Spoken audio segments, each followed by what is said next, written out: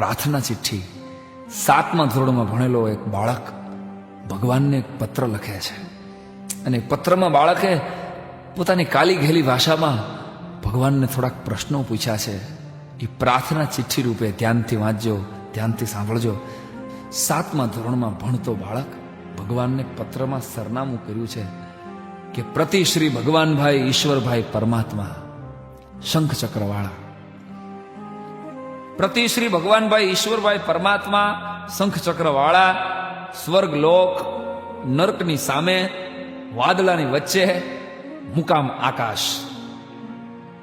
પ્રિય મિત્ર ભગવાન, જય ભારત સાથ જણાવવાનું કે હું તારા ભવ્ય મંદિરથી થોડે દૂર આવેલી એક સરકારી શાળાના 7મા ધોરણમાં ભણું છું. મારા પિતાજી દાણાપીઠમાં મજૂરી કરે છે અને મારી માં રોજ બીજાના ઘરકામ કરવા માટે જાય છે.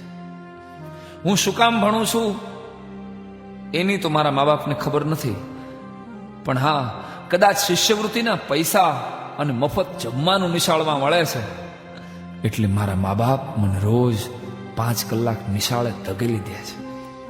ભગવાન, 2-4 સવાલો પૂછવા માટે મેં આજ તને પત્ર લખ્યો છે, કારણ મારા સાહેબે કીધું તું કે તું સાચી વાત જરૂર સાંભળે છે. એમ કરીને બાળકે પ્રશ્ન પૂછ્યા છે. પ્રશ્ન પહેલો, હું રોજ સાંજે ભગવાન તારા મંદિરે આવું છું અને નિયમિત સવારે નિશાળે જાઉં છું, પણ હે ભગવાન, તારી મૂર્તિની ઉપર આરસ પહાણનું એસી મંદિર છે અને મારી નિશાળની ઉપર છાપરું કેમ નથી? દર ચોમાસે પાણી ટપકે છે, આવું શું કામ? પ્રશ્ન બીજો, તને રોજ 32 ભાતના પકવાન પીરસાય છે અને તું તો ખાતોય નથી, અને હું દરરોજ બપોરે મધ્યાહન ભોજનના 1 મુઠ્ઠી ભાતથી ભૂખ્યો ઘરે જાઉં છું, આવું કેમ? પ્રશ્ન ત્રીજો, મારી નાની બેનના ફાટેલા ફ્રોક ઉપર તો કોઈ થીગડું મારવા આવતું નથી અને તારા પચરંગી નવા નવા વાઘા. સાચું કહું ભગવાન, સાચું કહું તો હું રોજ તને નહીં, તારા કપડાં જોવા માટે મંદિરે આવું છું.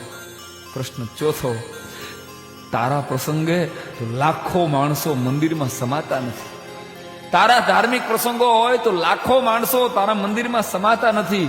અને 15મી ઓગસ્ટે કે 26મી જાન્યુઆરીએ જ્યારે હું 2 મહિનાથી મહેનત કરેલું દેશભક્તિ ગીત રજૂ કરું ને, ત્યારે મારી સામે હોય છે માત્ર મારા શિક્ષકો અને મારા બાળ મિત્રો. હે ભગવાન, તારા મંદિરે જે હમાતા નથી એ બધાય મારા મંદિરે કેમ ડોકાતા નથી? પ્રશ્ન 5મો અને છેલ્લો, તને ખોટું લાગે તો ભલે લાગે, પણ મારા ગામમાં એક 5 સ્ટાર હોટલ જેવું મંદિર છે ભગવાન, અને એક મંદિર જેવી પ્રાથમિક શાળા છે. પ્રભુ, મેં સાંભળ્યું છે કે તું તો અમારી બનાવેલી મૂર્તિ છો, તોય આવી જલજલાટ છો. તું તો અમારી બનાવેલી મૂર્તિ છો અને આવી જલજલાટ છો, તો અમે તો તારી બનાવેલી મૂર્તિઓ છીએ, અમારા ચહેરા ઉપર નૂર કેમ નથી? શક્ય હોય તો ભગવાન આ 5 જવાબ આપજે, મને વાર્ષિક પરીક્ષામાં કામ લાગે. ભગવાન, મારે ખૂબ આગળ ભણવું છે, મારે ડોક્ટર થવું છે, પણ મારા મા બાપ પાસે નિશાળની ફીના કે ટ્યુશનના પૈસા નથી. તું ખાલી જો તારી 1 દિવસની દાનપેટી મને મોકલ ને ભગવાન, તો આખી જિંદગી હું ભણી શકું.